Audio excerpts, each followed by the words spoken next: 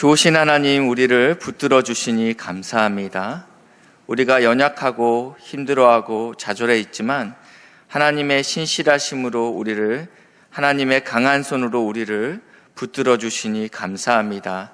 성령 하나님, 오늘도 친히 우리에게 말씀하여 주셔서 주의 말씀을 듣고 깨닫는 복된 시간 될 수 있도록 인도하여 주시옵소서. 감사드리며 예수님의 이름으로 기도했습니다.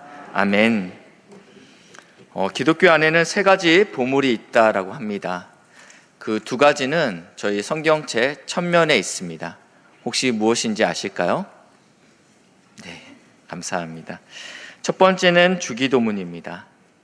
예수님께서 친히 제자들에게 가르쳐 주신 기도입니다.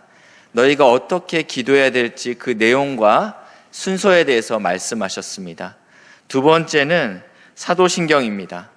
이것은 성경에 직접적으로 나와 있지 않지만 성경의 핵심적인 내용들, 이것들을 고백하고 있습니다.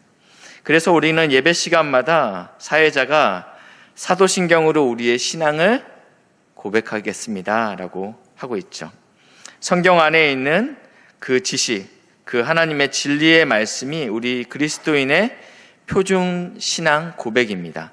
그리고 오늘 본문의 이 십계명이 세 번째 기독교에게 주신 보물이라 할 수 있겠습니다. 이 주기도문과 사도신경은 오늘날 예배 시간에 계속적으로 고백되어지고 있습니다. 그렇지만 십계명은 오늘날 예배 순서에는 나오진 않습니다. 그러므로 십계명이 더 이상 중요하지 않다라고 오해하는 성도님들이 계십니다. 이것은 구약의 이스라엘 백성에게 주신 계명이지 않습니까? 예수님이 세상에 오심으로 율법은 완전히 폐지되지 않았습니까? 우리는 더 이상 율법 아래 있지 않고 은혜 아래 있기 때문에 이 십계명은 우리에게 더 이상 의미가 없지 않습니까? 이러한 오해들이 우리 안에 있다라는 것입니다. 근래에 들어서 저희는 서류 작업을 할 때 인터넷을 통해서, 컴퓨터를 통해서 서류 작업을 합니다. 그러나 여전히 굉장히 중요한 문서들은 우리의 친필 사인을 요구합니다. 그리고 손가락 지장도 또 요구하기도 합니다. 오늘 이 십계명은 성부 하나님께서 이 땅에 있는 하나님의 백성들에게 주신 율법의 말씀인데 유일하게 친히 기록한 하나님의 말씀입니다. 다른 모든 율법들은 선지자를 통해서 하나님께서 음성으로 꿈과 환상을 통해서 하나님의 말씀을 허락하셨지만 십계명만큼은 하나님의 손가락으로 돌판에 친히 기록했다라고 성경에 나와 있습니다. 출애굽기 31장 18절인데요. 우리 같이 한번 읽겠습니다. 시작.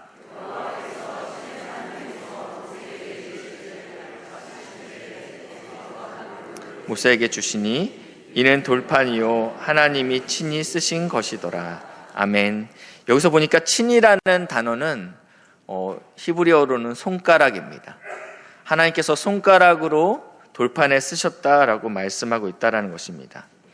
장로교의 표준 문서인 웨스터민스터 대오리 문답서에도 이 십계명을 굉장히 중요하게 다루고 있습니다. 그리고 오직 믿음, 오직 은혜라고 외쳤던 종교개혁자 루터는 이 십계명에 대해서 이렇게 말하고 있습니다. 십계명을 모든 약속 중의 약속, 모든 신앙의 원천이며 그리스도 복음의 약속을 포괄하는 지혜의 원천이다. 십계명을 온전히 아는 사람은 성경 전체를 아는 것이다. 그러니까 십계명은 보물 중에 보물이다. 십계명을 안다면 성경 전체를 알 수 있다라고 루터는 이야기하고 있습니다. 그렇기 때문에 십계명은 굉장히 중요한 것입니다.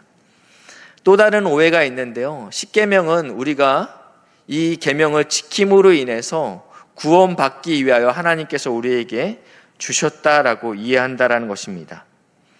율법에 열심히 있던 한 젊은이가 예수님을 찾아갑니다. 선한 선생님, 제가 무엇을 하여야 영생을 얻겠습니까? 라고 질문합니다. 그때 예수님께서 이렇게 말씀하십니다. 마태복음 19장 17절 말씀인데요. 예수께서 이르시되 어찌하여 선한 일을 내게 묻느냐? 선한 이는 오직 한 분이시라. 내가 생명에 들어가려면 계명들을 지키라. 너희가 영생을 얻기 위하여 계명들을 지키라라고 예수님께서 말씀하십니다. 그러니까 이 젊은이가 이렇게 묻습니다. 18절인데요. 이르되 어느 계명이오니까? 이 당시에 율법학자들은 수백 개의 계명들을 지켜왔습니다.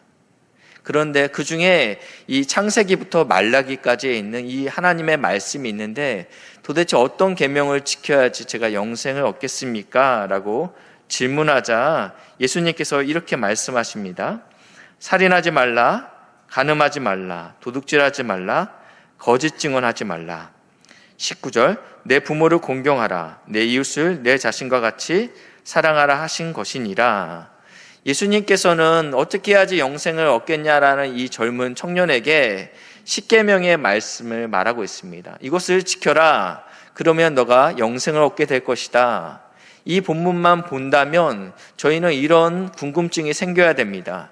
분명히 은혜로 구원받는다고 말씀했는데 하나님 오직 은혜, 오직 믿음으로 구원받는다고 했는데 예수님께서 계명을 지켜야지 영생을 얻는다라고 말씀하고 있다라는 것입니다. 이 청년이 자신 있게 얘기하죠. 선생님, 제가 이 모든 것들을 지켰습니다. 그러니 예수님이 이 청년을 보시면서 너의 모든 재산을 다 팔아서 가난한 자에게 주고 나를 따르라. 그러자 이 젊은 청년에게 재산이 많았습니다. 마음의 근심 가운데 예수님께 돌아서게 됩니다. 이 이야기를 하고 나서 가장 중요한 말씀, 마태복음 19장 24절, 26절 말씀인데 저와 함께 교독하시겠습니다. 제가 먼저 24절을 읽겠습니다. 다시 너희에게 말하노라. 낙타가 바늘귀로 들어가는 것이 부자가 하나님의 나라에 들어가는 것보다 쉬우니라 하시니라. 25절입니다. 시작.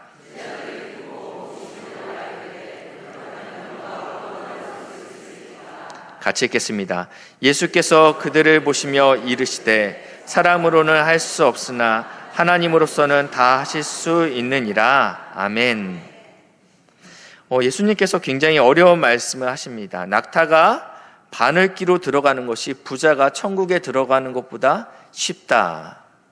낙타가 어떻게 그 바늘의 조그만 구멍으로 들어갈 수 있습니까? 들어갈 수 있는 방법이 있습니다. 바늘의 귀를 굉장히 크게 만들면 들어갈 수 있죠. 또 들어갈 수 있습니다. 낙타가 굉장히 작으면 됩니다. 근데 이 두 가지는 사실은 불가능합니다. 그래서 많은 신학자들이 이 본문의 해석이 안 돼서 이 바늘귀라는 단어를 어떻게 해석하냐면요. 성전 안에 큰 대문도 있고 조그만 쪽문이 있습니다. 근데 이 문에 들어가기 위해서 낙타는 반드시 본인이 메고 있던 모든 짐들을 다 내려놓고 무릎을 꿇은 상태에서 끌려가면 들어갈 수 있다. 그렇기 때문에 아주 불가능한 것은 아니다라는 해석을 내놓고 있습니다. 저는 이 해석이 맞는지 틀리는지 잘 모르겠습니다. 분명한 것은 굉장히 번거롭지만 또 더 심각한 것은 굉장히 희박하다라는 것입니다. 근데 이것보다 더 희박한 것이 있는데 이것보다 아예 불가능한 것이 있는데 부자가 천국에 간다라는 것입니다. 이 이야기를 들은 제자들이 이렇게 반응합니다. 그렇다면 도대체 누가 구원을 얻을 수 있겠습니까? 예수님의 말대로 한다면 구원받을 사람이 한 사람도 없겠습니다. 라고 이야기하니까 예수님께서 이렇게 말씀하십니다. 사람으로는 할 수 없으나 하나님으로서는 다 하실 수 있느니라. 아멘. 이 말씀은 율법을 지켜라, 영생을 그래서 얻어라라는 말씀이 아닙니다. 이 말씀의 핵심은 우리 안에는 소망이 없다. 우리 안에는 율법을 지킬 만한 능력이 우리 안에 없다. 그렇기 때문에 반드시 하나님께서 이 구원을 이루셔야 된다라는 말씀이 핵심입니다. 이 청년은 질문의 전제가 잘못되었습니다. 내가 무엇을 해야 영생을 얻겠습니까? 이 질문 자체가 잘못된 질문이기 때문에 예수님에게 바른 대답이 나올 수 없었다라는 것입니다. 예수님께서는 말씀하셨죠. 모든 율법을 다 지켜야 된다. 한번 지켜봐라. 어디까지 지켜야 되냐면 예수님께서는 아버지가 온전하신 것 같이 너희도 온전해야 된다. 내가 요구하는 기준은 성부 하나님이라고 이야기한다라는 것입니다. 인간이 어떻게 하나님과 같을 수 있습니까? 이 기준 앞에 이 젊은 청년이 이야기하죠. 제가 한번 해보겠습니다. 근데 본인의 실력이 드러나자 예수님으로부터 돌아서게 된다라는 것입니다. 여기에 올바른 반응은 이러한 반응이어야 됩니다. 마땅한 반응은 주님, 저는 자격이 없습니다. 주님, 저는 죄인입니다. 주여, 저를 불쌍히 여겨 주시옵소서. 성경에서는 이 하나님의 말씀, 율법을 주신 이유에 대해서 로마서 3장에 이렇게 말씀하고 있습니다. 3장 20절인데요. 같이 읽겠습니다. 시작.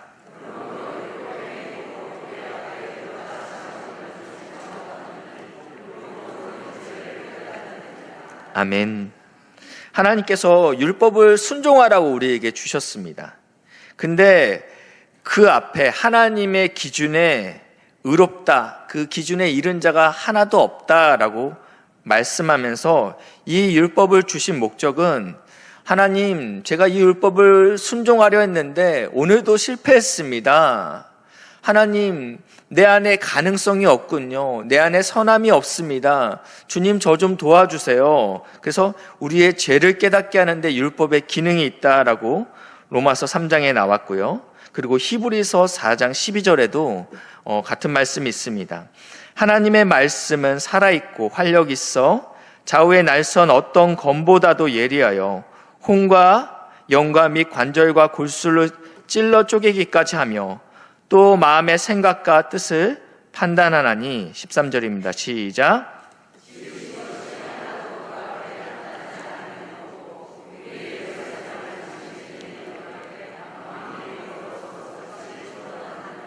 아멘. 제가 캐나다에 살 때 한 집사님께서 연어 한 마리를 선물로 주셨습니다. 목사님, 연어 잡았어요. 그래서 이렇게 생 연어를, 이만한 연어를 저한테 주셨어요. 어떻게 먹는지 알죠?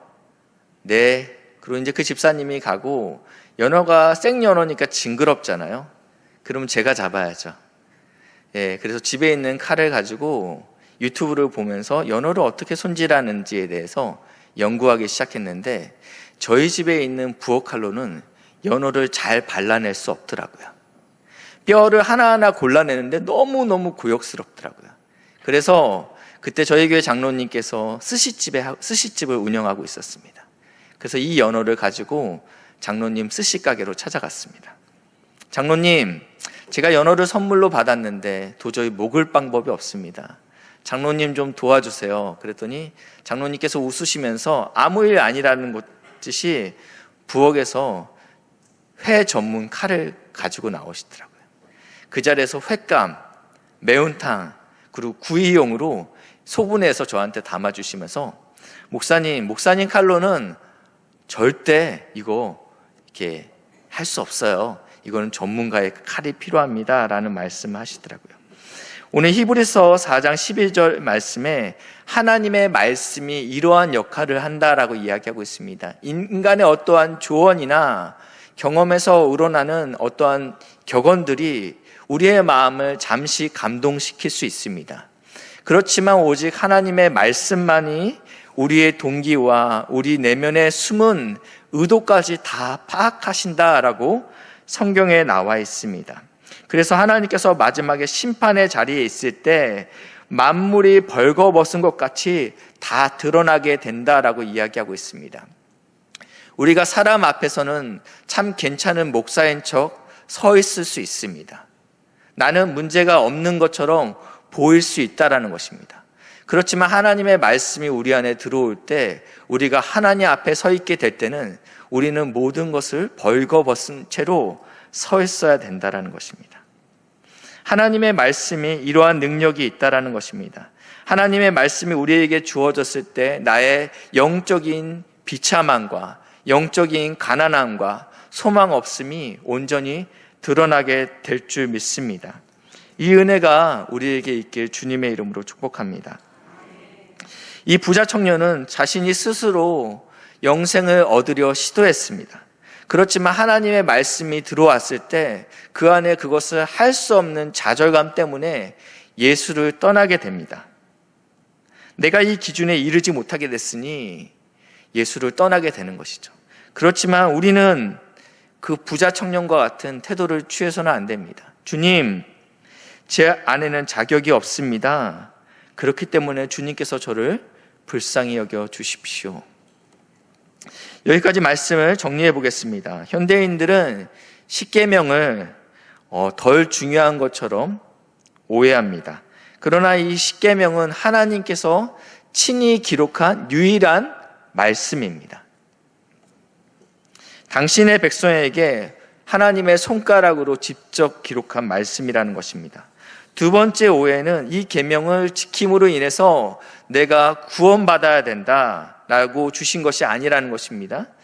말씀을 통해서 내가 얼마나 소망이 없고 자격이 없기 때문에 그렇기 때문에 하나님을 붙잡기 위해서 이 말씀을 주셨다라는 것입니다. 하나님이 이 십계명을 언제 누구에게 주셨습니까? 오늘 본문 20장 2절 말씀인데요. 같이 한번 출애굽기 20장 2절 말씀입니다. 같이 읽겠습니다. 시작.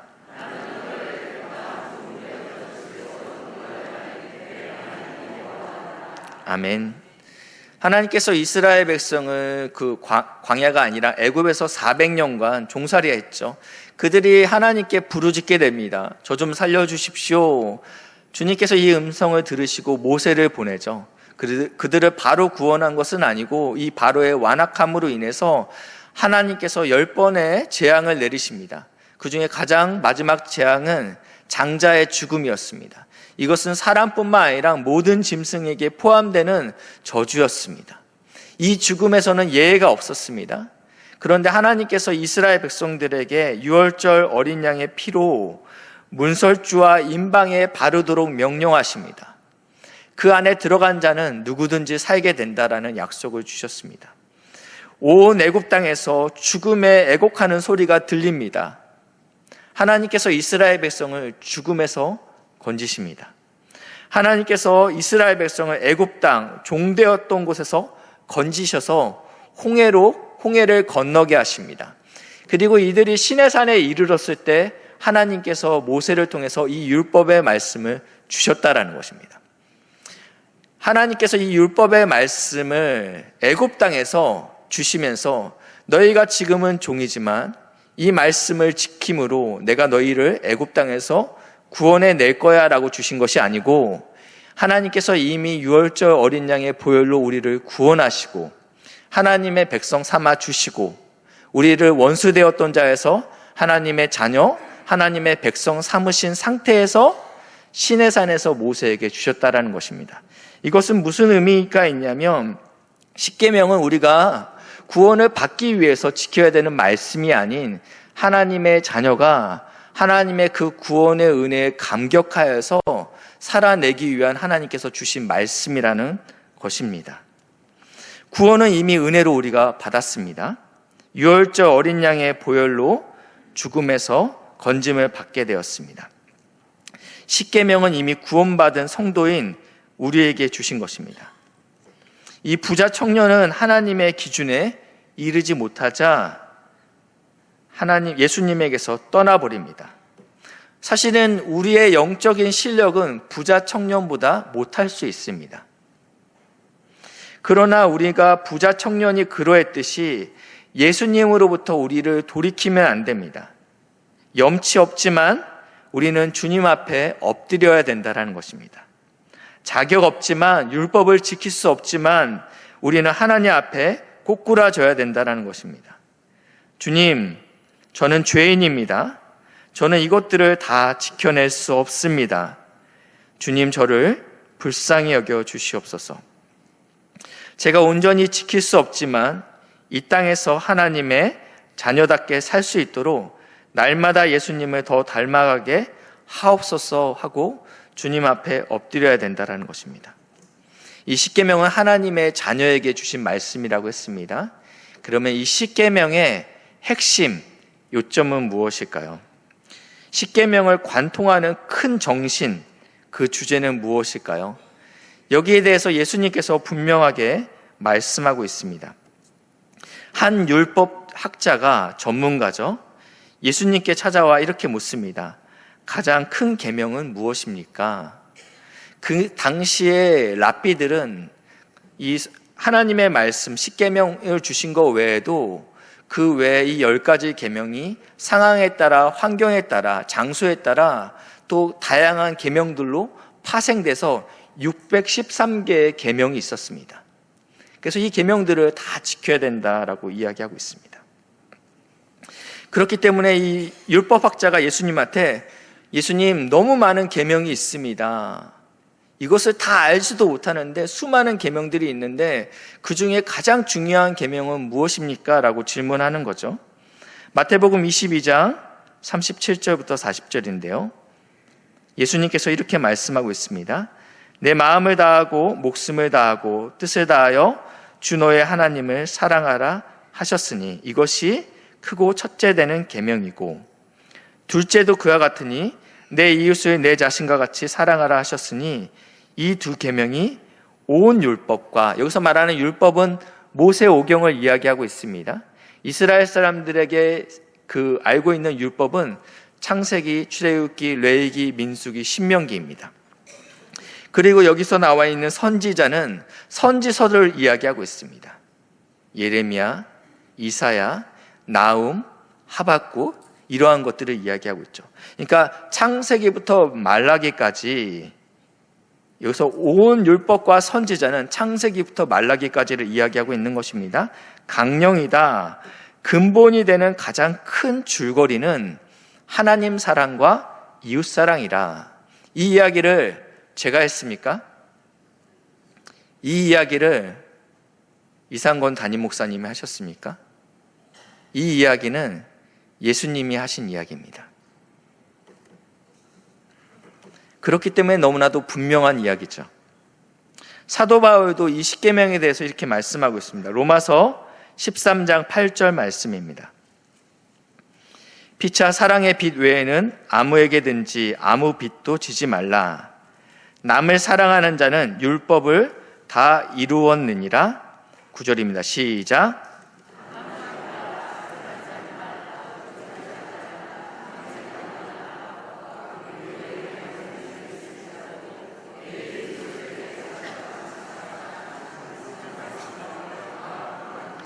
같이 읽겠습니다. 사랑은 이웃에게 악을 행하지 아니하나니 그러므로 사랑은 율법의 완성이니이다.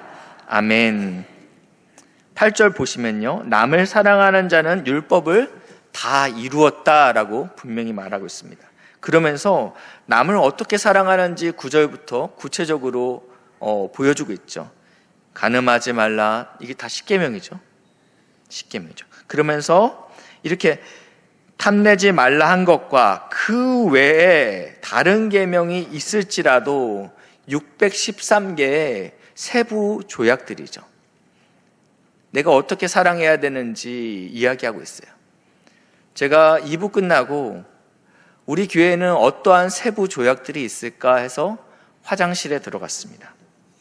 화장실에 들어가니까 거기에 세부 조약들이 써 있더라고요. 휴지는 변기에 넣어주세요. 그리고 옆에는 또 뭐라고 썼냐면 물티슈는 변기에 넣지 마세요. 우리가 어떻게 이웃을 사랑할 수 있는지 장소마다 다른 세부 조약들이 있죠. 남을 사랑하는 자는 율법을 이미 다 성취했다라고 이야기하면서 십계명을 이야기하고 그 외에 다른 모든 613개의 계명이 있을지라도 이것은 결국은 무엇이냐면 다 이 이웃사랑 말씀 안에 다 포함된다라고 9절에 말하고 있어요. 그 말씀 가운데 다 들었느니라. 그러면서 10절입니다. 사랑은 율법의 완성이다. 이 율법을 주신 목적 자체가 사랑이기 때문에 우리가 사랑한다면 이미 율법은 성취되었다, 완성되었다라고 표현하고 있습니다. 얼마 전에 굉장히 베스트셀러가 됐던 책이 있습니다. 내가 배워야 될 것은 유치원 때 다 배웠다. 이런 책 제목이 정확히 기억나지는 않는데 이런 책이 있습니다. 유치원생들에게 우리는 이 사회생활을 처음 시작하는 유치원생들에게 도덕적인 사람이 되라고 이야기합니다. 그렇지만 우리가 유치원 아이들에게 너 도덕적인 아이가 돼야 돼 라고 말하진 않죠. 우리는 이렇게 이야기합니다. 친구를 때리면 안 돼. 친구의 물건은 빼앗으면 안 돼. 반찬은 남기면 안 돼. 엄마, 아빠 말씀 잘 들어야 돼. 선생님 말씀 잘 들어야 돼.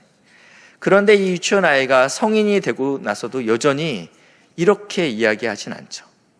도덕적인 사람이 되십시오 라고 이야기한다는 것입니다. 이 도덕적인 사람이 되라는 이야기 안에 사실은 모든 세부 규칙들이 다 들어가 있는 것처럼 오늘 우리 교회 안에서도 우리가 더 이상 십계명을 예배 시간에 암송하거나 고백하지는 않죠. 그렇지만 하나님을 사랑하십시오, 이웃을 사랑하십시오 안에 이 수많은 세부 조약들이 다 들어가 있다는 것입니다. 물티슈는 변기에 넣지 마십시오. 누군가는 넣고 있기 때문에 이게 붙어 있겠죠. 한 번 넣었으면 안 붙었겠죠. 제발 휴지는 변기에 넣어 주십시오. 이러한 모든 것들이 사실은 결국은 하나님 사랑, 이웃 사랑 안에 다 포함된다라는 것입니다. 율법의 완성은 사랑입니다. 우리는 이제 분명히 알게 됐습니다. 하나님을 사랑하고 이웃을 사랑하는 것이 율법의 완성이다. 이제는 사랑하면 되겠다. 근데 문제는요, 우리가 사랑할 수 없다라는 데 문제가 있기 때문입니다. 우리는 이기적입니다. 우리는 계명을 지킬 수 없는 존재입니다. 우리가 이웃을 아무리 사랑하라고 해도 불쑥불쑥 우리 안에 미움이 생기고요. 그리고 불편함이 생깁니다. 심지어 믿지 않는 사람들뿐만 아니라 믿음의 공동체 교회 안에도 꼴보기 싫은 사람이 있습니다. 저 집사님만 없으면 내가 신앙생활이 참 행복할 것 같은데, 심지어 가족과 또 자녀에게까지 우리가 온전한 사랑을 보일 수 없다라는 것입니다. 고린도 교회는 능력이 많았던 교회입니다. 고린도 교회는 무엇보다도 굉장한 목회자가 있었습니다. 첫 번째 목회자는 사도 바울이었습니다. 여기에 대해서 제가 더 이상 어떠한 말도 드리지 않겠습니다. 바울만한 목회자가 있었을까요? 두 번째 목회자는 아볼로입니다. 이 아볼로는 성경 박사였습니다. 누구보다도 성경에 굉장히 깊은 이해가 있었던 사람이 아볼로였습니다. 그런데 이 아볼로는 심지어 말도 잘했습니다. 전달력이 좋았다라는 것입니다. 이 고린도 교회는 복을 크게 받은 거죠. 한 명뿐만 아니라 두 명의 교육자가 굉장히 귀한 하나님의 자들이었기 때문입니다. 이 고린도 교회는 또 은사가 넘쳐났습니다. 그래서 이 고린도 전서에 보시면 은사장이 따로 있을 정도로 이 고린도 안에, 교회 안에 수많은 은사들이 일어나고 있었습니다. 사도 바울은 이렇게 이야기합니다. 이 고린도 교회 안에 사람의 방언과 천사의 말을 할지라도 이들이 방언을 하는데 이 방언이 얼마나 아름답게 들리는지 그것이 마치 천사 소리처럼 들렸던 것 같습니다. 또 예언하는 능력이 이 교회 안에 있었습니다. 집사님, 다음 주에 물 조심하세요. 얼마나 능력 있어 보입니까? 근데 이 예언이 또 맞아요. 모든 비밀과 모든 지식을 알고 있다고 했습니다. 집사님, 요즘 기도 생활이 좀 어렵죠? 어떻게 하셨어요? 하나님께서 기도하는 중에 말씀하셨어요. 이 얘기하면 끝인 거죠, 뭐. 모든 비밀과 모든 지식을 알고 있다. 또 산을 옮길 만한 모든 믿음이 있었습니다. 불가능할 일 가운데 이 의사가 이제는 죽음을 준비하십시오라고 이야기하는데, 집사님, 내가 기도하면 그 문제 해결됩니다. 이러한 믿음의 역사들이, 불가능할 것 같았던 믿음의 역사들이 이 고린도 교회에 있었다라는 것입니다. 내게 있는 모든 것으로 구제할지라도. 저는 이 본문을 읽으면서 어렸을 때는 참 이해가 가지 않았습니다. 어떻게 사랑이 없는데 모든 것으로 구제할 수 있지? 근데 우리는 그럴 수 있습니다. 우리는 지독하게 자기의 의를 챙기는 자들입니다. 이게 내 의가 된다면 우리는 나의 목숨도 내놓을 수 있는 자들이 우리입니다. 그렇지만 이 고린도 교회는 사랑이 없었다라고 이야기하고 있습니다. 사랑이 없는 은사, 방언, 역사, 구제가 하나님 보시기에 울리는 꽹과리와 같고 또 아무것도 아니고 아무 유익이 없다라고 합니다. 교회에 놀라운 은사의 역사들이 일어나고 놀라운 기적의 역사들이 일어나지만 그 안에 사랑이 없을 수 있다라는 것입니다. 그러면 하나님께서 이것들에 대해서 인정하지 못하겠다라고 말씀한다라는 것입니다. 그러면 가장 비참한 자가 되는 것입니다. 우리 안에는 하나님이 은혜 주시지 아니하면 사랑할 수 없습니다. 왜냐하면 사랑은 우리의 속성이 아니기 때문입니다. 요한일서 4장 7절 말씀인데요. 사랑하는 자들아, 우리가 서로 사랑하자. 사랑은 하나님께 속한 것이니 사랑하는 자마다 하나님으로부터 나서 하나님을 알고. 8절입니다. 시작. 사랑하지 아니하는 자는 하나님을 알지 못하나 이는 하나님은 사랑이심이라. 아멘. 사랑은 하나님께 속한 것이다. 그리고 사랑은 하나님이다 라고 말씀하고 있습니다. 우리가 이웃을 사랑하기 위해서 반드시 하나님을 알아야 되고 하나님을 사랑해야 됩니다. 그렇기 때문에 10계명에서 1계명부터 4계명까지는 하나님을 어떻게 사랑해야 되는지 이야기하고 있다는 것입니다. 5계명부터 10계명은 이웃을 어떻게 사랑해야 되는지 이야기하고 있는 것입니다. 먼저 하나님을 사랑해야 됩니다. 그래야지 우리가 올바르게 이웃을 사랑할 수 있습니다. 중학교 수학이 안 되면 고등학교 수학은 할 수 없습니다. 그렇죠? 역사나 다른 것들은 가능하죠. 그렇지만 수학은 그렇지 않듯이 영적인 원리도 마찬가지예요. 하나님을 먼저 사랑해야지 우리가 이웃을 사랑할 수 있다는 것입니다. 말씀을 마치겠습니다. 십계명은 오늘날 우리 성도들에게 주신 하나님의 말씀입니다.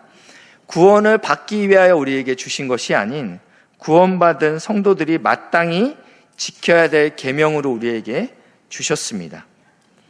이것을 예수님께서 요약해 주시기를 하나님 사랑, 이웃 사랑이라고 말씀하고 있습니다.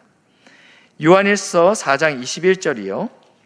우리가 이 계명을 주께 받았나니 하나님을 사랑하는 자는 또한 그 형제를 사랑할지니라. 아멘.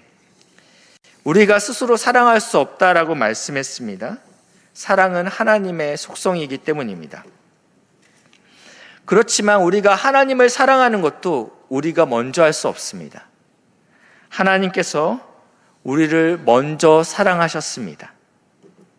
그리고 우리에게 그 하나님의 사랑을 알고 깨닫게 해주셨습니다. 이 은혜가 먼저 깨달아지는 복된 은혜가 있길 주님의 이름으로 축복합니다. 그리고 그 하나님의 사랑으로 나 자신과 또 이웃을 사랑하시는 복된 신성의 성도님들 되시길 주님의 이름으로 축복합니다. 기도하시겠습니다. 사랑의 하나님 아버지, 저희에게 십계명을 주신 것은 구원의 조건이 아닌 이미 구원받은 자녀들이 아버지의 뜻대로 살아가도록 하신 사랑의 가르침임을 알게 하시니 감사합니다. 주님, 저희는 스스로의 힘으로 계명을 온전히 지킬 수 없는 연약한 존재임을 고백합니다. 하나님은 온전히 사랑하고 이웃을 내 몸과 같이 사랑하라 하셨지만 저희 안에는 미움과 이기심이 가득함을 고백합니다. 하나님께서 먼저 저희를 사랑하신 것처럼 저희도 하나님을 사랑하게 하시고 그 사랑으로 이웃을 사랑할 수 있도록 인도하여 주시옵소서. 매일의 삶 속에서 예수님을 더욱 닮아가며 하나님의 자녀답게 살아가는 저희가 되게 하옵소서. 예수님의 이름으로 기도드립니다. 아멘.